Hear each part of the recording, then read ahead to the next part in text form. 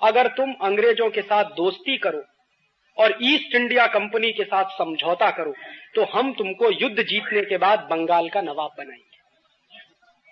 और दूसरी बात कि जब आप बंगाल के नवाब हो जाओगे तो सारी की सारी संपत्ति आपकी हो जाएगी।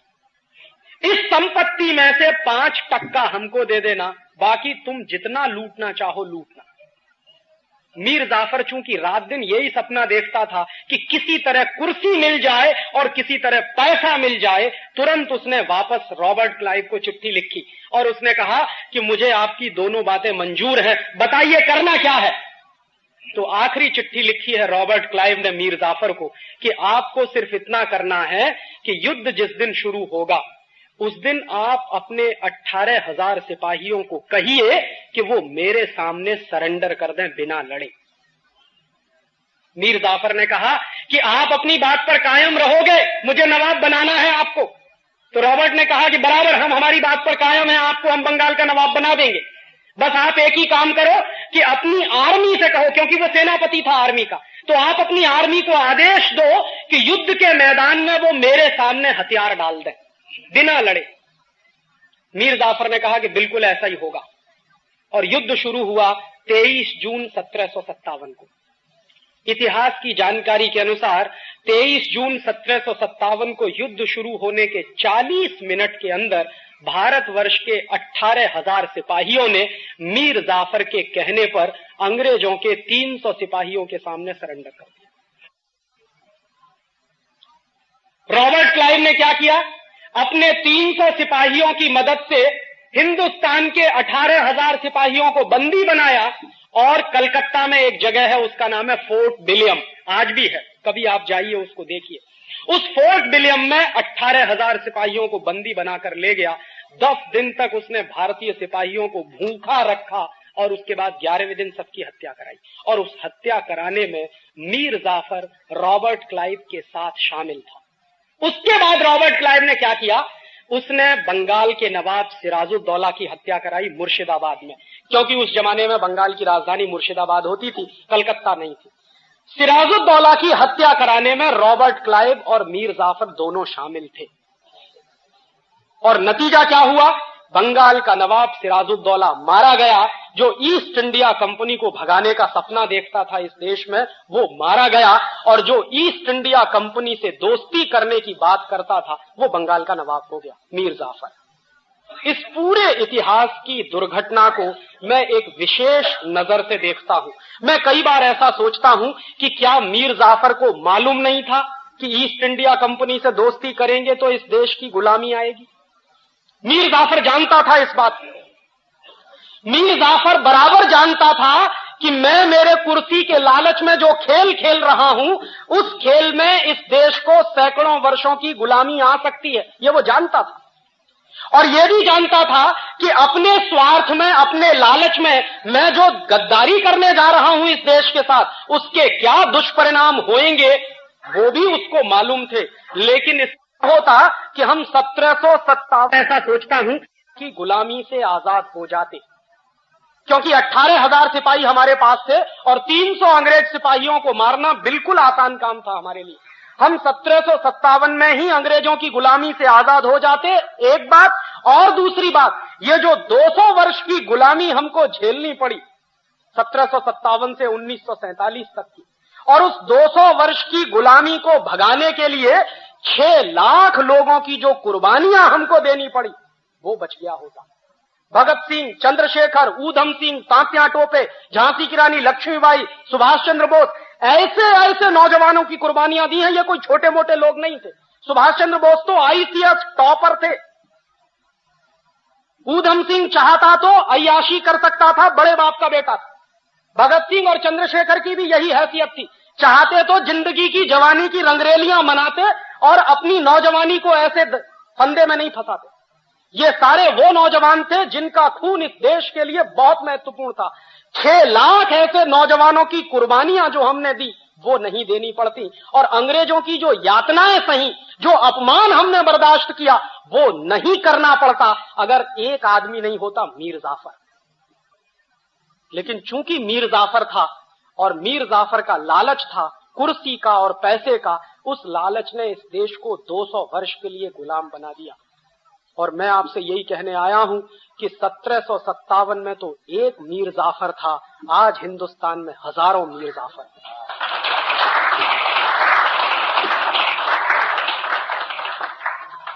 जो देश को वैसे ही गुलाम बनाने में लगे हुए हैं जैसे मीर जाफर ने इस देश को गुलाम बनाया। मीर जाफर ने क्या किया था? विदेशी कंपनी को समझौता किया था बुला के, और विदेशी कंपनी से समझौता करने के चक्कर में उसको कुर्सी मिली थी और पैसा मिला था। आज जानते हैं हिंदुस्तान का जो नेता प्रधानमंत्री बनता है, हिंदुस्तान का जो नेता मुख्यमंत्री बनता है, वो सबसे पहला काम जानते हैं क्या करता है? प्रेस कॉन्फ्रेंस करता है और कहता है विदेशी कंपनी वालों तुम्हारा स्वागत है, आओ यहां पर। और बराबर इस बात को याद रखिए, ये बात 1757 में मीर जाफर ने कही थी ईस्ट इंडिया कंपनी से कि अंग्रेजों तुम्हारा स्वागत है, उसके बदले में तुम इतना ही करना कि मुझे कुर्सी दे देना और पैसा दे देना। आज के नेता भी वही कह रहे हैं, विदेशी कंपनी वालों तुम्हारा स्वागत है। और हमको क्या करना? हमको कुछ नहीं, मुख्यमंत्री बनवा देना, प्रधानमंत्री बनवा देना, 100-200 करोड़ रुपए की रिश्वत दे देना, बोफोर्स के माध्यम से हो या एनरॉन के माध्यम से हो, हम उसी में खुश हो जाएंगे, सारा देश हम आपके हवाले कर देंगे। ये इस समय चल रहा, और इतिहास की वही दुर्घटना दोहराई जा रही है जो 1757 में हो चुकी। और मैं आपसे मेरे दिल का दर्द कह रहा हूं कि एक ईस्ट इंडिया कंपनी 200-250 वर्ष इस देश को गुलाम बना सकती है, लूट सकती है, तो आज तो इन मीर जाफरों ने 4000 विदेशी कंपनियों को बुला लिया। आपको मालूम है, इस देश में रोज समझौते होते हैं विदेशी कंपनियों से, और दरवाजा खोलकर विदेशी कंपनियों को ऐसे बुलाया जा रहा है जैसे वही अब इस देश के भाग्य का निर्धारण करेंगे। और इसमें हर एक पार्टी शामिल है। मैं किसी पार्टी का नाम नहीं लेना चाहता क्योंकि मंदिर की पवित्रता का मुझे ध्यान है। ये सब चोर और मीर जाफरों की औलाद है, जो पार्टी वाले हो, किसी का नाम लेने की जरूरत नहीं। सत्ता में जब नहीं रहते हैं तो विदेशी कंपनियों का विरोध करते हैं, और जैसे ही कुर्सी मिल जाती है सबसे पहला काम विदेशी कंपनियों को बुला के उनके सामने साष्टांग दंडवत प्रणाम करके समझौते करते हैं। और कोई भी एक नेता इस देश का अपवाद नहीं है। हर पार्टी को इस देश में राज चलाने का मौका मिला है, किसी को कम किसी को ज्यादा, और हर पार्टी ने एक ही सबूत दिया है, विदेशी कंपनियों को ज्यादा से ज्यादा बुलाओ। जानते क्या होता है? महाराष्ट्र में अभी एक नाटक और तमाशा होके चुका, उस तमाशे को आपने पढ़ा होगा, 2-3 दिन अखबारों में चर्चा का विषय रहा। जानते हैं क्या है? एडवांटेज महाराष्ट्र। और वो एडवांटेज महाराष्ट्र क्या है? महाराष्ट्र में विदेशी कंपनियों का खुला स्वागत है, आप लूटने के लिए आइए, ये कहने के लिए वो तमाशा आयोजित हुआ। और ऐसे तमाशे हिंदुस्तान के हर प्रदेश में हो रहे हैं। और जानते हैं होड़ क्या लगी हुई है? हर एक मुख्यमंत्री दूसरे मुख्यमंत्री के साथ इस कंपटीशन में लगा हुआ है कि मेरे प्रदेश में ज्यादा विदेशी कंपनी आए या तुम्हारे प्रदेश में ज्यादा विदेशी कंपनी। इतने बड़े लेवल पे ये नाटक चल रहा, और इस नाटक के सूत्र देखिए क्या क्या है। अभी तक क्या था कि विदेशी कंपनियों को बुलाने के लिए इस देश में कुछ कायदे थे, कुछ कानून थे, उनके चलते वो ज्यादा से ज्यादा 39% की पूंजी लेकर आती थी। सरकार ने फैसला किया लिबरलाइजेशन के नाम पर कि अब विदेशी कंपनियों को 39% से 51% तक पूंजी लगाने की खुली छूट है, और 51% के बाद 74% तक विदेशी पूंजी लगाने की छूट है, और अब फैसला हो गया है कि 100% तक पूंजी लगाने की खुली छूट है। माने 100% विदेशी कंपनियों को खुली छूट है। वो आ रहे हैं, पहले आए थे, ध्यान रखिए, बंदूक लेकर तलवार लेकर लूटने के लिए। अब की बार लूटने को उनके लिए बंदूक और तलवार की जरूरत नहीं है, उनको यहां अपनी सरकार बनाने की जरूरत नहीं है। जब यहां का हर नेता मीर जाफर हो गया है तो उनको जरूरत क्या है रॉबर्ट क्लाइव को भेजने की। और बहस पता है क्या चल रही है? अगर ध्यान से आप पढ़ते हो तो अखबारों में अभी एक बहुत बड़े नेता का बयान आया, मैं उसका भी नाम नहीं लेना चाहता। एक बड़े नेता जो बहुत जिम्मेदार माने जाते हैं, इस देश के एक्स फाइनेंस मिनिस्टर रहे, उनका बयान पता है क्या? उनका ये कहना है कि हर एक पॉलिटिकल पार्टी के एमपी को पार्लियामेंट के अंदर विदेशी कंपनियों का एजेंट बनने की खुली छूट मिलनी चाहिए। ये उनका बयान है। और क्यों? क्योंकि हमको दलाली खानी है हर एक कंपनी से। तो हिंदुस्तान में दलाली खाने की खुली छूट मिलनी चाहिए, और इस खुली छूट को देने के लिए अगर कोई कानून बनाना पड़े तो वो कानून हिंदुस्तान के पार्लियामेंट को बना लेना चाहिए। ये बयान एक बहुत बड़ी पार्टी के बहुत बड़े नेता जो वित्त मंत्री रह चुके हैं उनका है। ये कहना है कि हिंदुस्तान में जितनी विदेशी कंपनियां आती हैं, हर विदेशी कंपनी की दलाली करने की हमको छूट मिलनी चाहिए। माने ये मीर जाफर के भी बाप हो गए। और ये वो लोग हैं जो एक तरफ कहते हैं भारतीय संस्कृति, और दूसरी तरफ पार्लियामेंट के अंदर उनका एक एमपी बोलता है कि हर विदेशी कंपनी से दलाली खाने की हमको छूट मिलनी चाहिए। ऐसे हिंदुस्तान में 540 एमपीज बैठे, और हर एमपी अगर एजेंट हो गया है विदेशी कंपनियों का, और कुछ हो गए हैं देशी कंपनियों के, और इन एजेंटों ने पता है क्या है, पूरे देश को एक कंपनी बना दिया है। जैसे कंपनी को चलाते हैं वैसे ही देश चला रहे हैं। जो मन में आता है वो कानून बना देते हैं।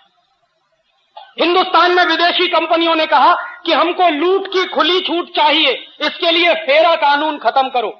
सरकार ने तय कर लिया कि फेरा कानून हटा देंगे। विदेशी कंपनियों ने कहा कि हमको लूट की खुली छूट करने के लिए एमआरटीपी कानून की जरूरत नहीं है, हटाइए। सरकार ने फैसला किया कि एमआरटीपी कानून हटा देंगे। विदेशी कंपनियों ने कहा कि हमारे ऊपर इनकम टैक्स ज्यादा लगाया जाता है, हमारे ऊपर इनकम टैक्स कम करना चाहिए। सरकार ने फैसला किया 40% वाला इनकम टैक्स 10% कर दिया। विदेशी कंपनियों ने कहा कि हमको कैपिटल गेन टैक्स में छूट मिलनी चाहिए। भारत सरकार ने तय किया 40% वाले कैपिटल गेन टैक्स को 20% कर दिया विदेशी कंपनियों के। और उसके बाजू में दूसरी तरफ जो स्वदेशी लोग हैं, जो भारतीय लोग हैं, उन पर टैक्स बराबर बढ़ाना। विदेशी कंपनियों पर टैक्स की छूट है, लेकिन भारतीय लोगों पर टैक्स बढ़ाना। अगर आपकी कंपनी है तो आपको कैपिटल गेन टैक्स देना पड़ेगा 40%। अगर विदेशी कंपनी है तो उसको कैपिटल गेन टैक्स देना पड़ता 20%। अगर आपकी कंपनी है, हिंदुस्तानी कंपनी है, स्वदेशी कंपनी है, तो आपको कॉर्पोरेट टैक्स देना पड़ेगा और उसके साथ इनकम टैक्स देना पड़ेगा। विदेशी कंपनी है तो उन पर कॉर्पोरेट टैक्स की भी छूट है और इनकम टैक्स की भी छूट है। और कुछ क्षेत्र तो ऐसे हैं जिसमें भारत सरकार ने यह तक फैसला कर लिया है कि अगर विदेशी कंपनी झूठे को लिखकर दे दे कि हम 100% एक्सपोर्ट करेंगे, तो 5 से 10 साल तक उनके ऊपर कोई टैक्स नहीं लगेगा, टैक्स हॉलिडे होगा। ये चल रहा है। और इतना ही नहीं है, इसके बाद यहां तक बात पहुंच गई है, शायद आपको अंदाजा लग गया हो, सरकार ने नोटिफिकेशन जारी कर दिया है कि अगर विदेशी कंपनी वाले कुछ लाख या कुछ करोड़ रुपए की संपत्ति इस देश में लाएं और लगाएं, तो विदेशी कंपनी के अधिकारियों को भारतवर्ष का नागरिक माना जा सकता, ड्यूअल सिटीजनशिप। और ये बात हमारे देश के प्रधानमंत्री जब विदेश गए थे वहां कह के आए, यहां नहीं कहा पार्लियामेंट में। विदेश गए थे न्यूयॉर्क, और न्यूयॉर्क में विदेशी कंपनियों के अधिकारियों ने जब उनको पूछा कि आप ड्यूअल सिटीजनशिप के मामले में क्या कहने वाले, तो हमारे प्रधानमंत्री ने ताल ठोक के कह दिया कि आप आइए, कुछ करोड़ रुपए की संपत्ति ले आइए, तो हम आपको हिंदुस्तान का नागरिक मानने को तैयार हैं। और अगर विदेशी कंपनी वाले हिंदुस्तान का नागरिक बन जाए क्योंकि कुछ पूंजी लेकर आए हैं, तो उनकी हैसियत आपकी हैसियत के बराबर हो जाएगी। और अगर विदेशी कंपनी का कोई अधिकारी इस देश का नागरिक हो सकता है, तो इस देश के पार्लियामेंट का चुनाव भी लड़ सकता, क्योंकि इस देश में पार्लियामेंट का चुनाव लड़ने के लिए कोई क्वालिफिकेशन नहीं चाहिए, बस एक ही क्वालिफिकेशन कि आप इस देश के नागरिक हैं या नहीं हैं। आप चोर हैं, चुनाव लड़ सकते हैं, उचक्के हैं, चुनाव लड़ सकते हैं, गुंडे हैं, चुनाव लड़ सकते हैं, डॉन हैं, चुनाव लड़ सकते हैं, माफिया किंग हैं, चुनाव लड़ सकते हैं। और तो और छोड़ दीजिए, अगर आपने 30 मर्डर किए हैं तो आप चुनाव लड़ सकते हैं और पार्लियामेंट में पहुंच सकते हैं।